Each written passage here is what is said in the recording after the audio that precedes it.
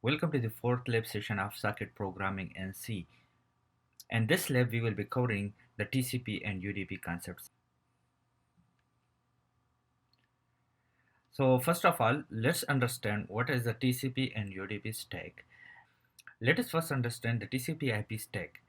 The TCP IP stack is also called Internet Protocol Suite, and this is one of the most important thing in the internet. If you have to send a data from a source node to the destination node, in that case you need the IP address, and also you need to establish a secure connection. And to establish a secure and reliable connection, you will need the TCP. And to reach the destination computer from the source computer, you will need the IP. The TCP IP suite is composed of 5 layers, as you can see in this figure. The first one is application layer. The application layer supports network applications. And for example, you are using a Dropbox or a Google Drive. In that case, you are sending data continuously to a destination cloud. Then in that case, you are using the FTP. Or you are accessing a remote computer using the SSH. Or you are browsing Google Chrome or Internet Explorer. In that case, you are using HTTP. So this layer basically supports your network applications that are using various protocols such as FTP, SMTP, HTTP, SSH, etc. etc. The next most important one is the transport protocol, how to establish a connection between the source node and the destination node, how to transport data over that connection, whether the data to be transported reliably or irreliably. If it has to be transported reliably, in that case we use TCP. But if you need some speed and you cannot wait for the acknowledgement, then in that case you are using UDP, and some other protocols are also there. Then there is a network layer. Network layer will assign the IP or the network to each and every computer. If you are a source computer and you want to send data to a destination computer, then an IP is needed for your computer as well as for the destination computer. This layer is also responsible for routing, how to route your data, how to find the best and the optimal way to reach your data from the source computer to the destination computer. Data link layer assigns the physical address to your message, and that physical address, I think you may have seen the MAC address. So every Ethernet device or every Wi-Fi device, there is some MAC address concept. So the MAC address is the physical address of your device. This layer is also responsible for data correction and those other related stuff.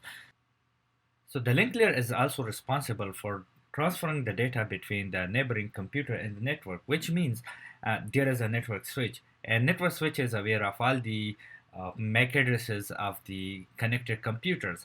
If any data is to be communicated or transmitted between two neighboring computers, in that case, it is using the MAC addresses, which means the data is relayed from from one computer to the other computer within the network, within the same network, within the same lane.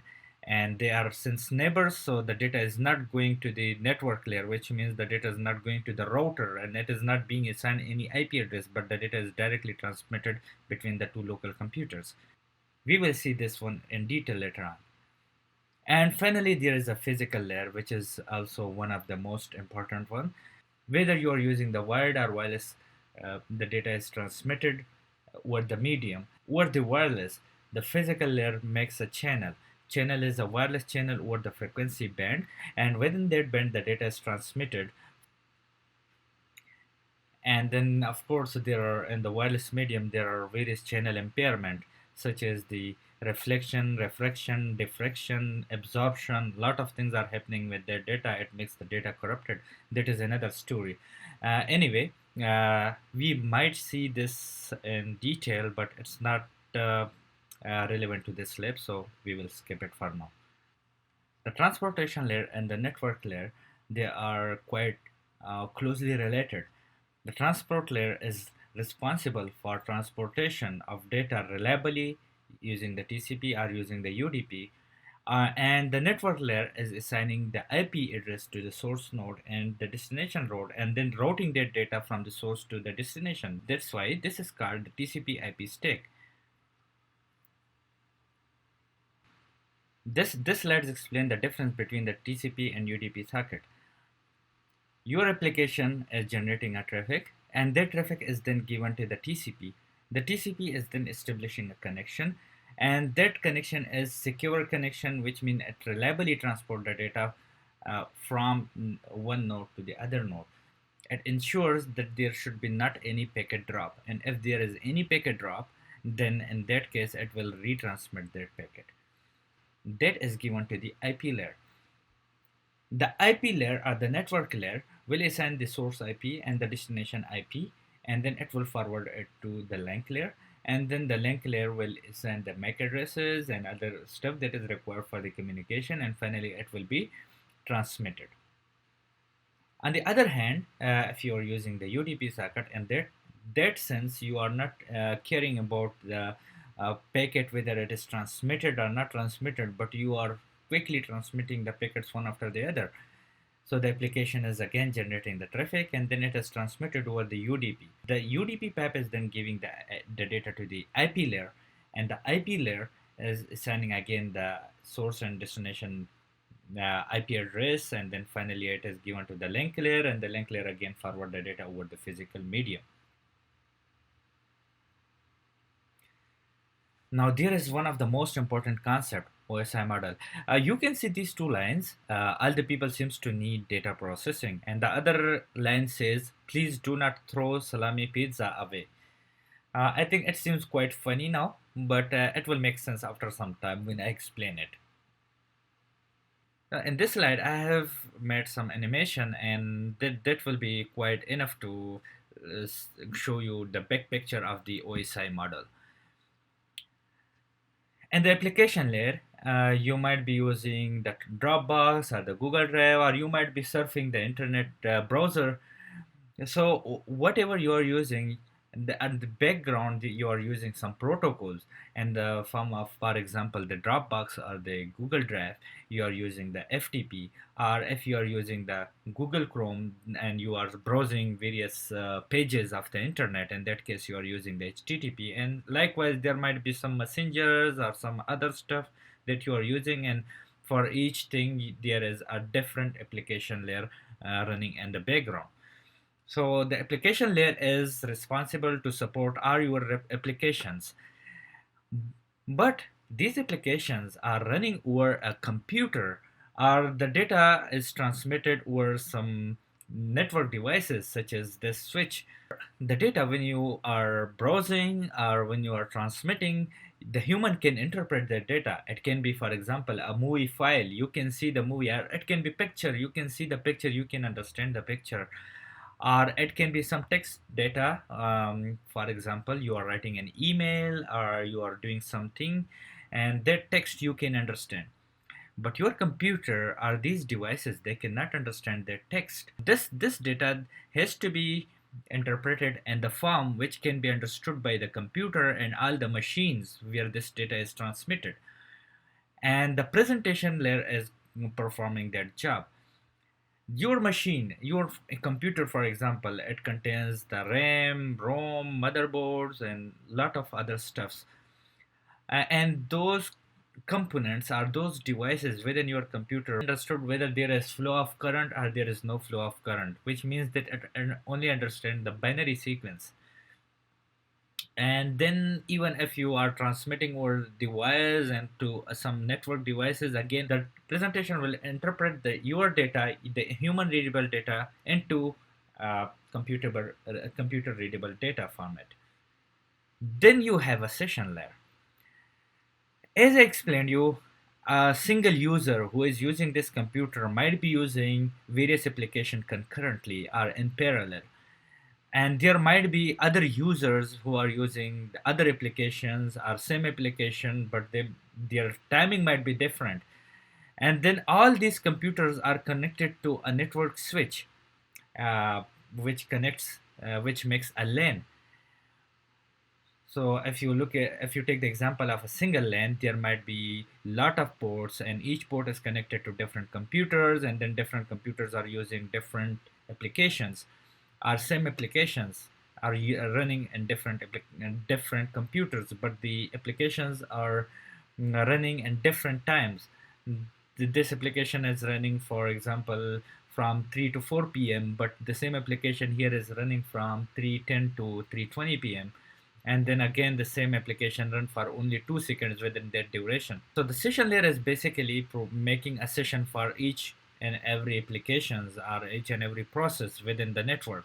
And then it ensures that these sessions do not collide with each other, they do not corrupt it, and they are securely transmitted.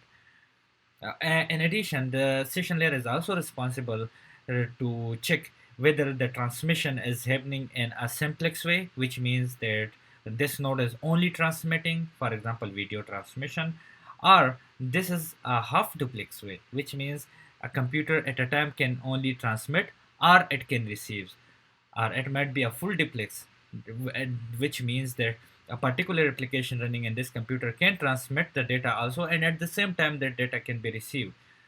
So all these processes are controlled by the session layer. For example, this is your source node, and you want to transmit the data to a destination node or various network devices. Then the data can be transmitted over those devices reliably. For example, when you transmit this data here to this computer with a given sequence number, this computer must acknowledge that that data has been received. And if this data acknowledge the sequence number of this received data, then it means that this computer will come to know that the previous data has been transmitted and I have to transmit more. And the same way this communication is happening. This kind of transmission, this kind of protocol is controlled by the transportation layer. For this, for this for this process, first of all, this connection has to be established, and once the connection is established and synchronized, then the data started transmission, either in reliable way. Way means that there is acknowledgement back from that computer, or it can be done through a UDP socket, just like sending the data from source to destination continuously in a quick way. And then we have a network layer. Since you have this source computer and this is your destination computer, but how to identify that, take the data from here and transport it over this transmission line to this computer, the destination computer. That means that this one should be aware of the address of this one. In other words, this computer will put the IP address of that computer, and then it is transmitted. When this data is transmitted here, in this layer it is not checked, and this device it is not checked because this is only a switch. But when it reaches to a router will check the IP addresses, and it will check with another router who is the neighbor of this router, and it will ask, do you know this particular destination IP address? And if that router knows it, it will take the data and it will just transmit it to the particular node or particular computer. But if that router doesn't know that particular computer or that particular IP address, it will take the data, it will take, okay, give it to me and let me ask my other neighbors, and then from router to router that data is uh, transmitted, and finally it will reach to a router where this computer is connected, and that computer will have that particular IP address. So once that data reaches to that particular router, that router will then route the data to that computer, and then the computer will just get their data, and after that, again, that acknowledgement and those stuff is happening. It is very important that each and every computer within this network should have the IP address, plus how the data is transported from this computer to a faraway computer, which is miles of away, which is thousands of miles away. But how this data is transported from here to there. So network layer is taking care of this thing.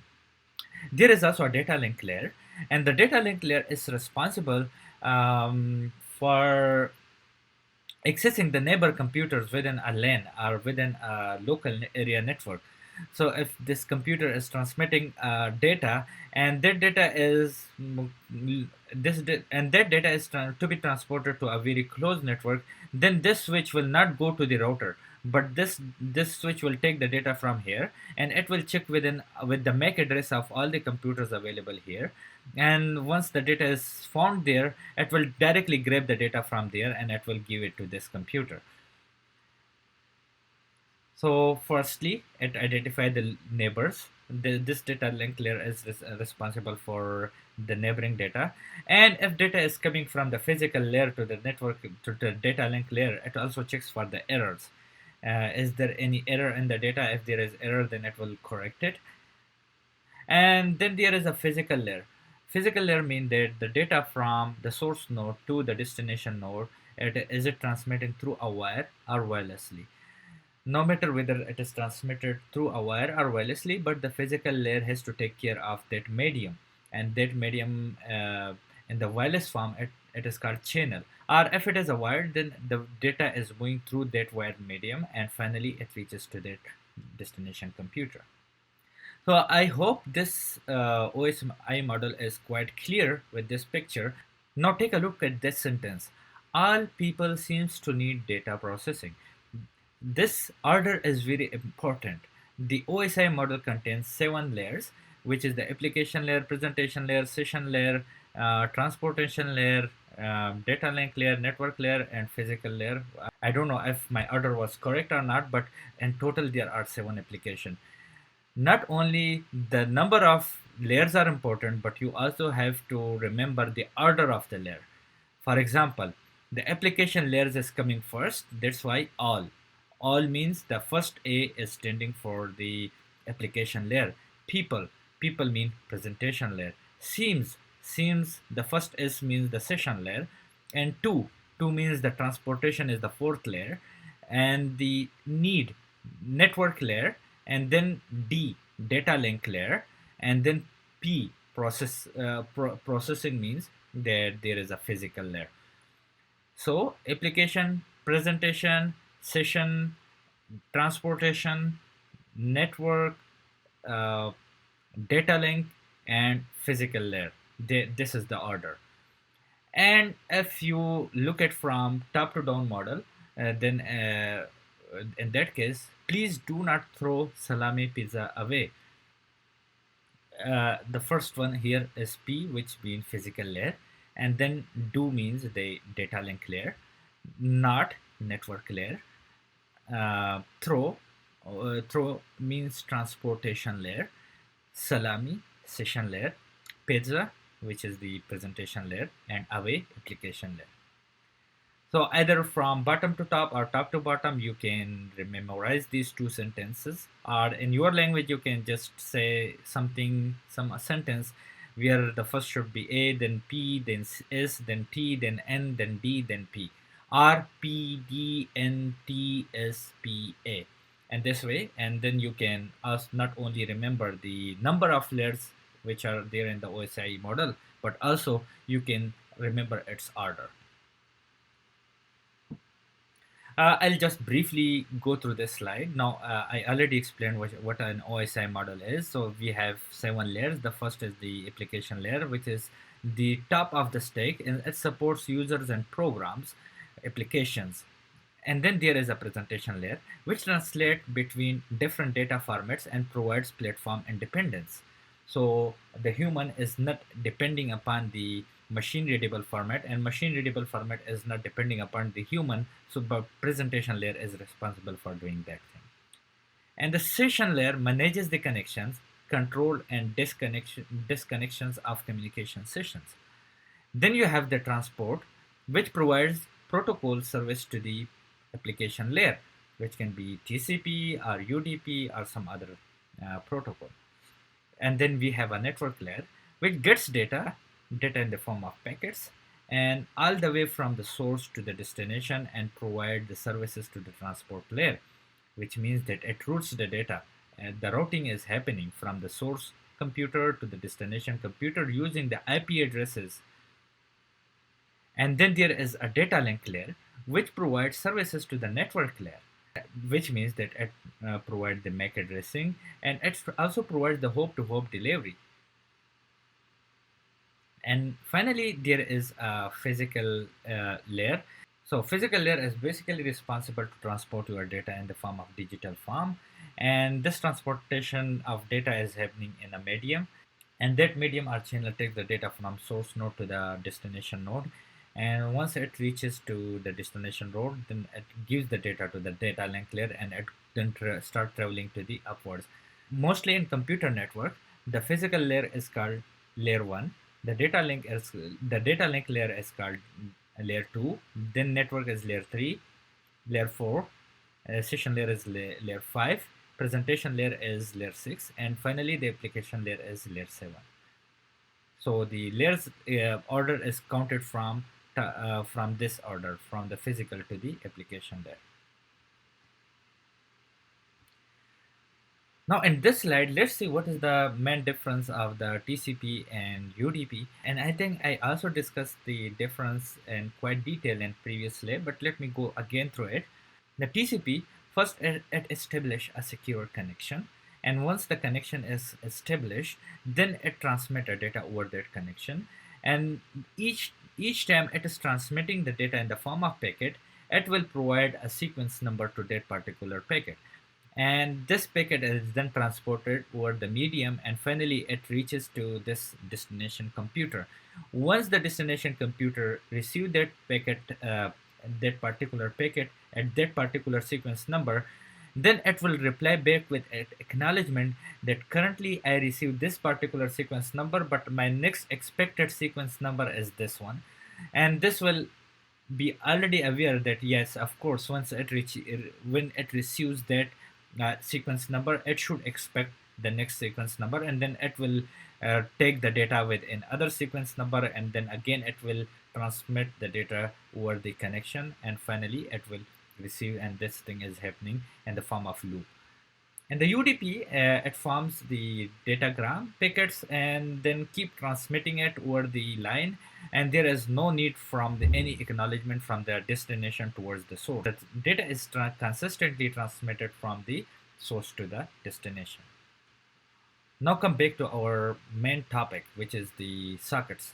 So the TCP server function is given in this figure. The TCP server socket start from the first of all creation of a socket, and then it is binded with the port address and also the IP addresses, and then it will listen at that particular port, and if there is any request coming from any client, it will accept that request, and then some reading or writing, which is it depends on the application of the server. Server can be anything. It can be either writing some data to over that connection on which the request has been received, or it can be writing something. So whether writing or reading something, it will do this. It will perform this task, and once it is done with this task, then it will close that socket. So server, if it is a server, firstly it will close the connection of the client, and secondly it will also close the connection of the server itself. This figure is from the server side. So you can see that there are various requests coming from the clients, and here is the port. So port is consistently listening, and as the request is coming from the client, it can be accepted. So then the clients are piling up here, and they are forming some queue, and each queue is then later on, each job is then later on accepted. Basically, the socket is listening at this particular backlog, and the backlog is composed of various jobs, and each time the server receives any backlog request, it is piled up here, and then it will accept it, and once it is accepted, then the secure connection is, if it is a TCP, then a reliable connection is established between the transmitting side and the receiving side, which is the server. Here is the client socket, and the client socket over this port will send the data to the server backlog, and here the data is piled up, and then finally when the server accepts that request, then the connection is established between them, and then reading and writing is happening, and then you can see that we had seen this syntax in very detail. And the job of the client, it is a bit simpler than that of the server. Firstly, it will create a socket and then it will send a connection request to the server. And once the server receives that connection, then it will send the data over the connection. And then the reading and writing can happening from the server to the client. So the data can be either read from the server, or it can be read to the server. So it depends on the applications of the client. And finally, once everything is done, then the connection will be closed. Now, let's combine both the pictures together. Here we have the server and we have the client. The server create a socket and bind it with a port and IP address and then keep listening at that particular port. Now, the server also create a socket and then it sends a connection request over that port. Since that port was listening, as it sees some connection request from the client, it will accept it. And once it is accepted, that means that the connection is established here. And now the data reading and writing can be transported over a connection, and this can be and then communication is happening between the client and the server. And you can see the read operation or write operation can happen here. Once that operation is over, then the server will close firstly the client socket, and then it will close its own socket, and finally it will also close its socket. So in this way the whole communication is happening between the client and the server. Let's talk about the server iterative approach. Here, first the socket is created, and once the socket is created, then it is banded with, and then finally it is listening and accepting. So again, the same story, read write operation is performed and then close. Iterative approach means that at a time it can support only one client. So once it accepts a client, the other client, if it wants to use this particular port or this particular socket of the server, then it cannot use it until the job of the previous socket is finished. Once the job of the previous socket is finished, then the next client can request for it, and if this was available, then that client can be accepted and read write operation can perform, and again that client is closed. And then if there is any request from the next coming client, then this thing is happening. What is the drawback of it? The drawback is at a time only one client is accepted, and multiple clients, if there are multiple clients in the queue, then they have to wait for their connection establishment. So how to handle multiple clients? Because in general we have messenger like Kakao or WhatsApp or Facebook. There are billion of subscribers, maybe million or billion of subscribers, and they are all wants to make a connection with the server, right? So at that time, how can they wait if there is only one connection for dedicated for only one user, and then all the billion or million of subscribers should keep waiting for their turn? That it's not feasible. There are multiple threads are created for each client. So the socket is creating, once it find any client coming at with a request, it will make a thread, a separate thread for that client, and the connection is established. So if there are multiple clients, multiple threads are created, so that iterative approach problem can be overcome. So here we can see just an iterative approach example. Here we can see once the client request is accepted, then the data is written over the client, and then finally the connection is closed to the client. And from the client side, it will keep waiting until that request is accepted.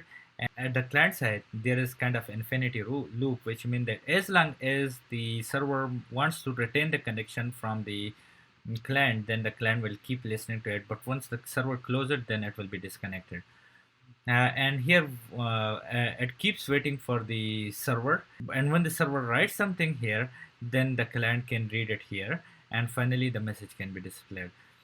I will attach this program with the files with the source code, and you can do some more practice and you can understand it. You can also change it.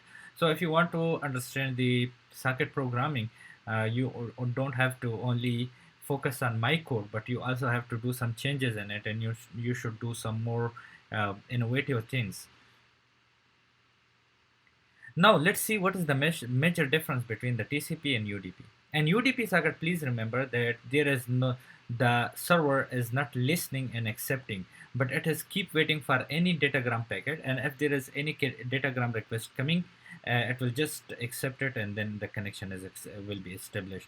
And this is the main difference between the UDP client connection. The firstly, the UDP socket is created, then the bind the UDP socket to the server address, and then wait until the datagram packet arrives from the client. Process the datagram packet and send the reply to the client.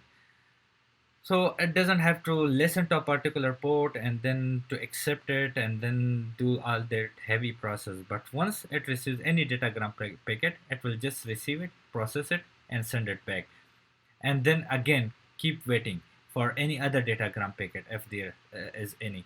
That's why this is very fast process. And but the drawback is there is no acknowledgement, and that's the reason it will be not reliable if any packet drops or something happening in the way. Neither the server nor the client is aware of that.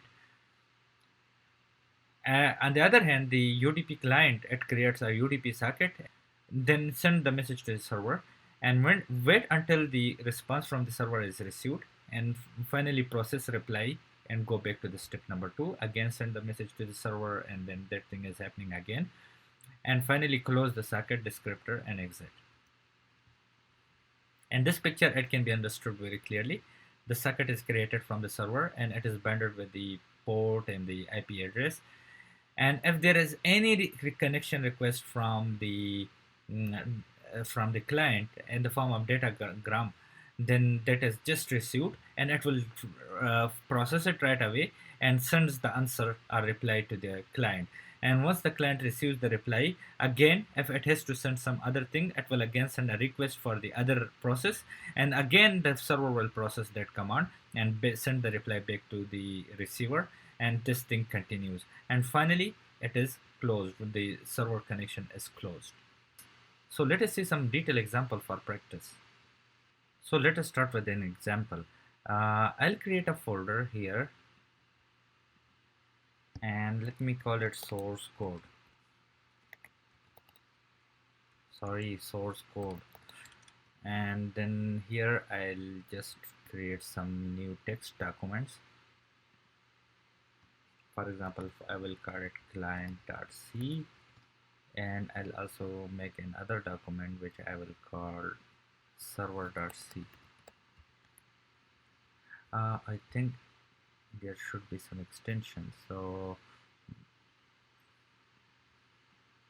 I should remove the extension. That's why I don't like Windows.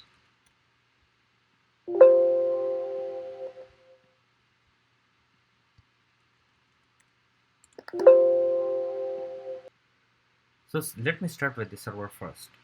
First of all, you know that you need the header file, so please remember this tip all the time.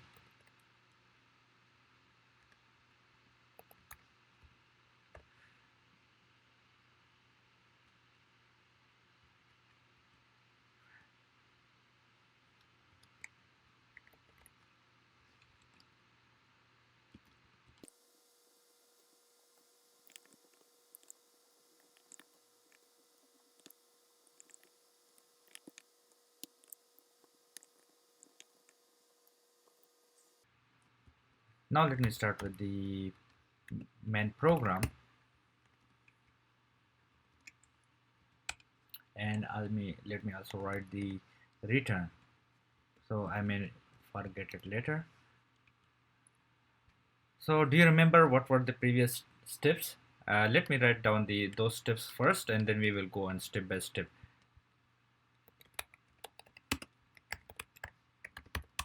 Socket creation was the first step, then we were needed to bind it, then we were listening on that socket, and then we were accepting the request coming from the client. Sorry, let me do it in the comments. And finally, not finally, then we were writing or reading over that socket, so the command communication was happening here. So instead of writing, I shall say that communication was happening here, and then finally we were closing the socket, right? So let me start first.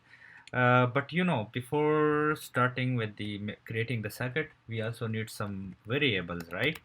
So let me also introduce and declare some variables. Let me say server sub fd, and I'll call client sub fd.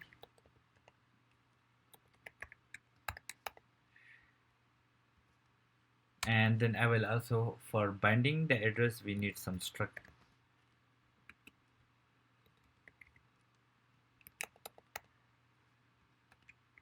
and then we can call it server address, and we also need one for the client.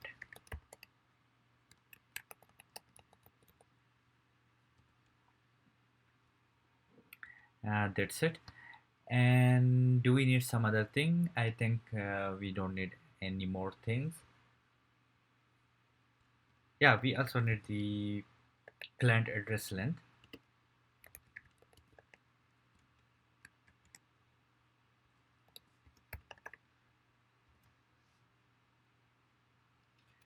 Okay, now let's create the circuit. To create the circuit, what we have to do, we have the file descriptor, which we have already declared there. So we will just call that one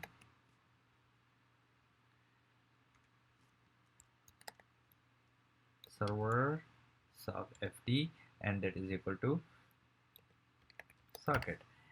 And what do we need for the circuit? Firstly, we need the IP address.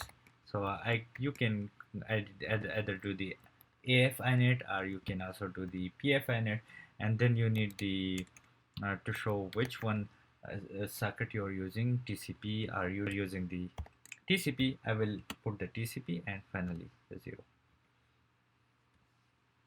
So the thing that I had explained before, I will not explain it again. So I hope you already understood these tips. To ensure that the circuit has been created, I shall have a check here. So I'm saying that if the server sock fd is equal to -1, which means that if there is no server circuit fd, there is no file descriptor, then it means that there is failed to create a circuit, right? So I will just type failed to create a circuit, and I will just do the next line. And finally, I'll just close this one, and I'll exit from here. Else, if my connection is established, then just print out the file descriptor of the circuit.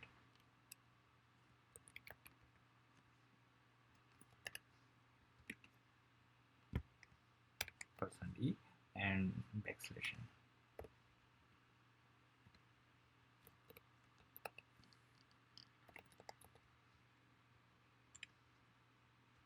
Now, what is the next step?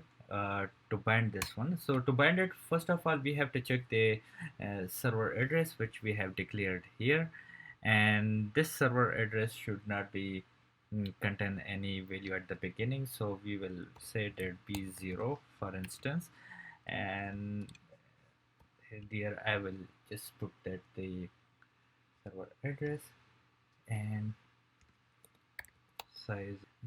Then I will define that what is my IP and what is my port number. So here we go.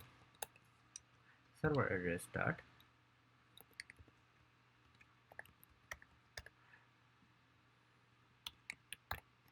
I will say that mine is the TCP version 4, sorry, IP version 4, and then I will say, if you remember, we had used this function, and I had already explained the from host to the network conversion, and I will say that any address to be located here, and then I will say the server address, and then what is the other thing remaining? I'll say what is the server port.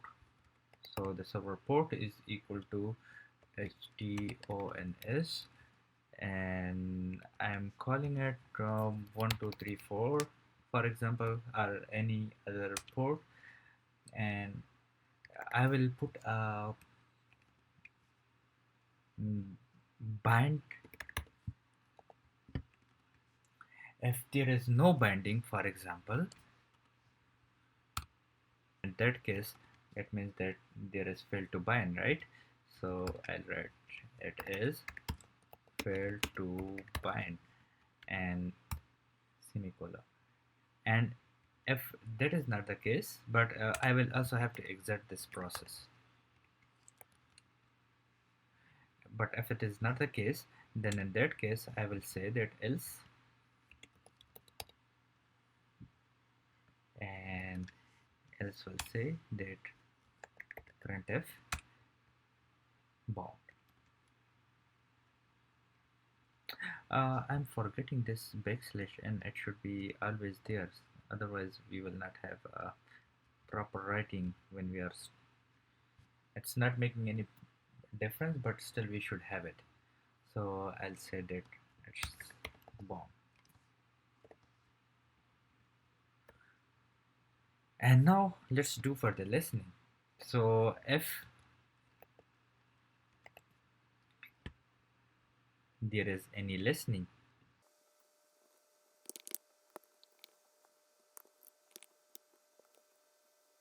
I'm not explaining it again because we have already done it. So I'm quickly going through it. I'll just print if, and then I'll say that again. It's the same story. So if this thing is not happening, just print if that it has failed to do that. And if it is happening, then I will just write else, and I will write what is happening, right? So you should also do the same. I'll say that failed to listen, and then I'll just go to the next line, and finally I will finish it with the column, and I will also exit it here, exit from here. And if it is happening, then I will say else, and then I will start from the curly bracket, and I will say what is happening, and I will write that it is listening.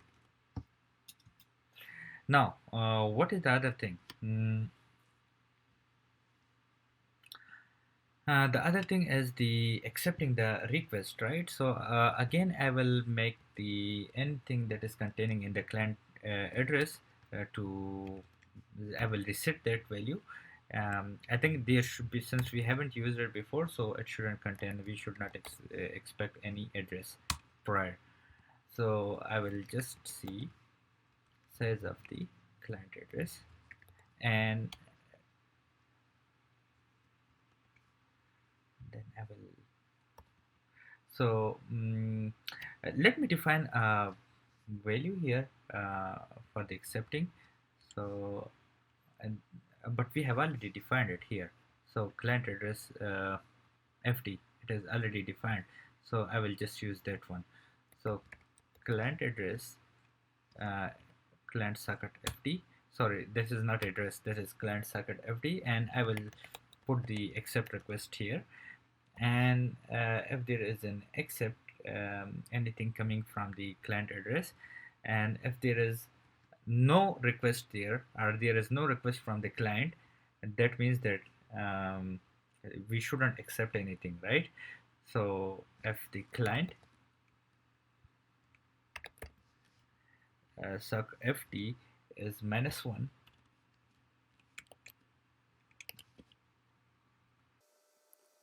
then I'll say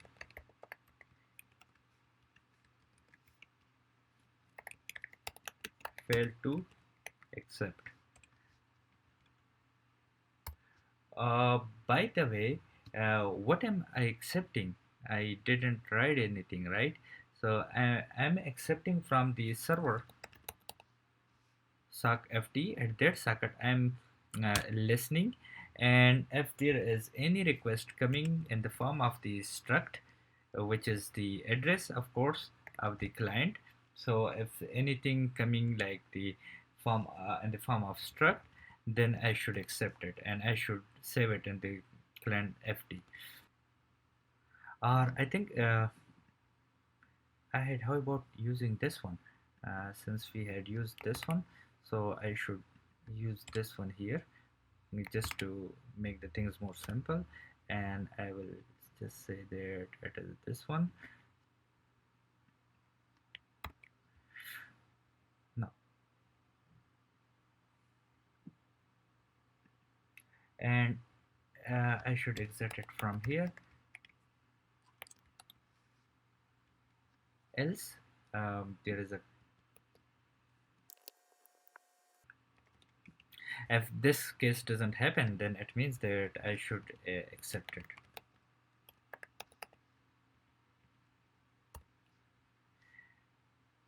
And now let's see what kind of communication we want to do. For example, I'm writing, so for that I should declare first the buffer, and I said, let's say my message buffer is the containing a phrase like socket programming and C. So let's assume that this is our buffer and it contains this one, and then I should just simply write it. So to write it, I think you have you have seen some example for writing it, and where I'm writing it. So I'm writing it again on the client socket, right? So I will use the client socket because I'm sending the message to the client, and then what I'm writing. So I'm writing the message that is contained inside this buffer. So I will type that message, and then what is the anything that is containing in that message. So I will say that string strlen, that's why we have declared its header file, and then in the message. So I'll just write it, and I think we are good to go. So then I will say that what is the contents. I will also write that send them. Let me write that as sent, and then percent is, and what did I send? I sent the message. And what is the last tip to do? The last tip is to closing everything. So first of all, I will close, and closing what? The client socket. So client socket ft, and then I will close the uh, server socket ft.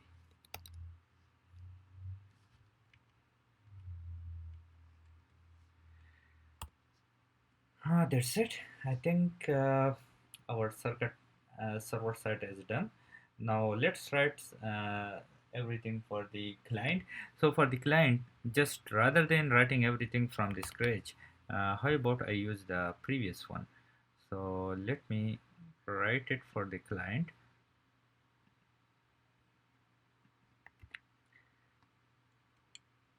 and then I should start with the int main, and then again the way I'm doing it conventionally, and just like that, and 0.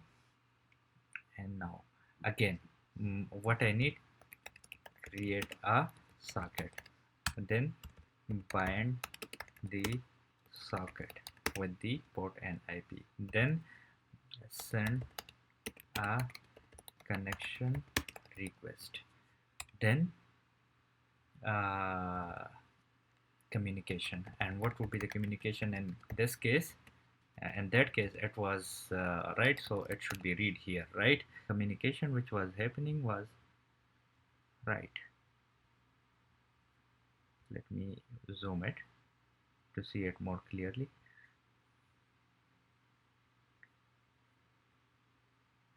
Here the communication which was happening was WRITE from the server side, and at the client side it should be read.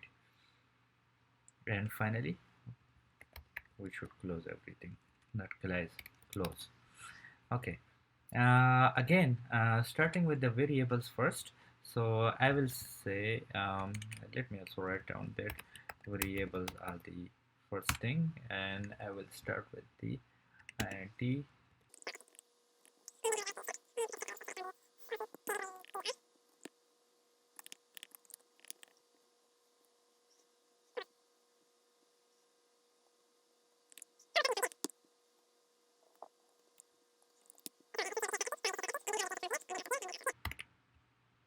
Let's make the thing simple. And then what is the next step to do? So the next step is to bind the circuit. So the things are pretty much similar. I will again copy from here and paste it, bind the circuit. So and binding,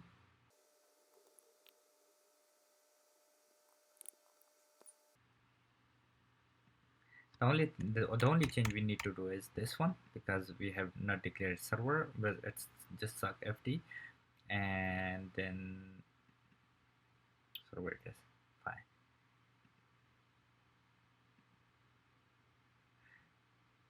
uh,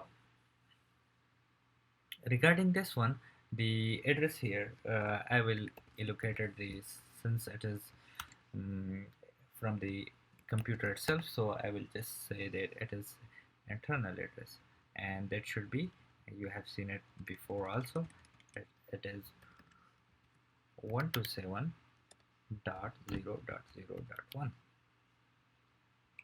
and then everything is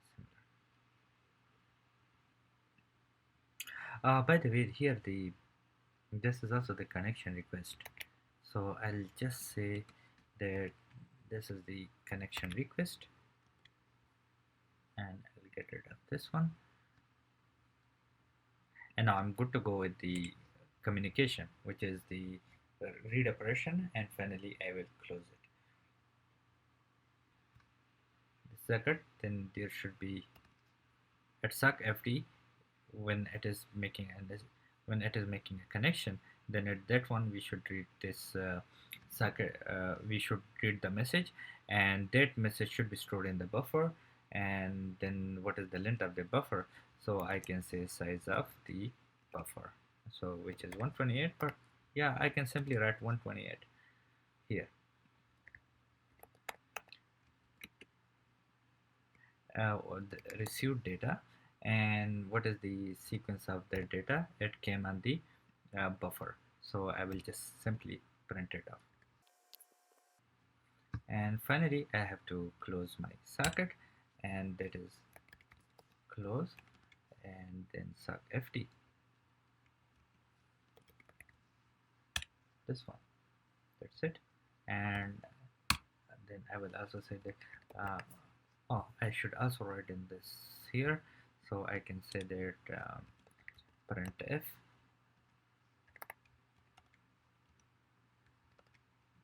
um, client socket closed, and then after this one I should also write down, how about putting one more line there,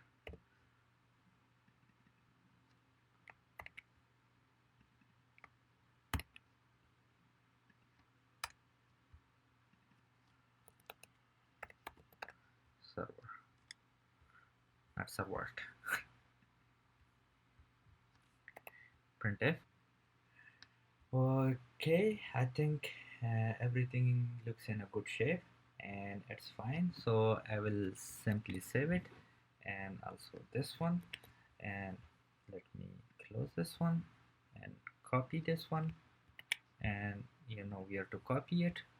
So I will go to the C and then program cygwin, then home, and then inside my computer name, and I will just paste it.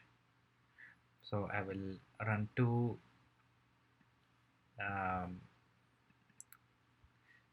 two terminals for it, one for the client, let's say this one is for the server and this one is for the client, right? So let's write for the server first.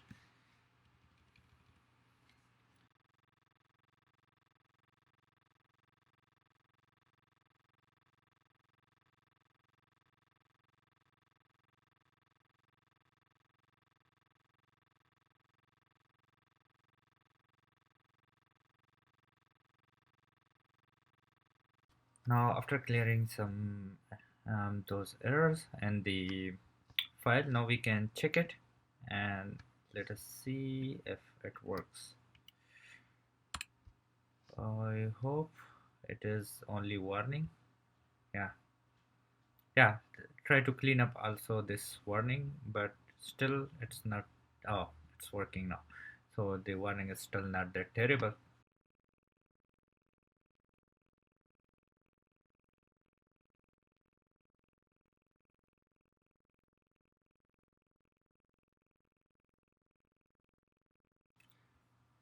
So after correcting those errors, let's see if it is still working. So I'll recompile the server and I'll call the server. So this is this socket number and it is binding and it is listening. And then I'll recompile the client, and when I click it, wow, that works.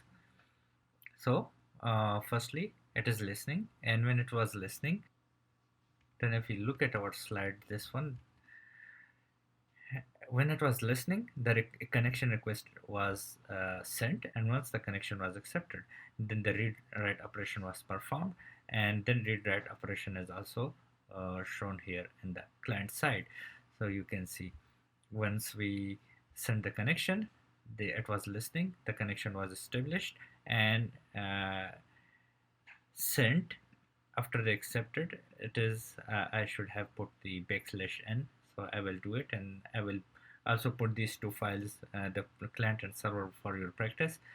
And then the circuit programming and C is sent, and at receipt side we have also circuit programming and C.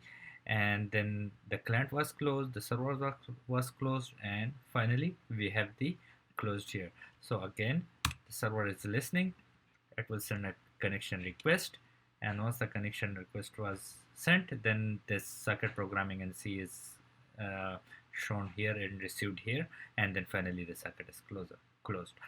So that's it, and I will also put some practicing material for you people, and please have some good practice on it.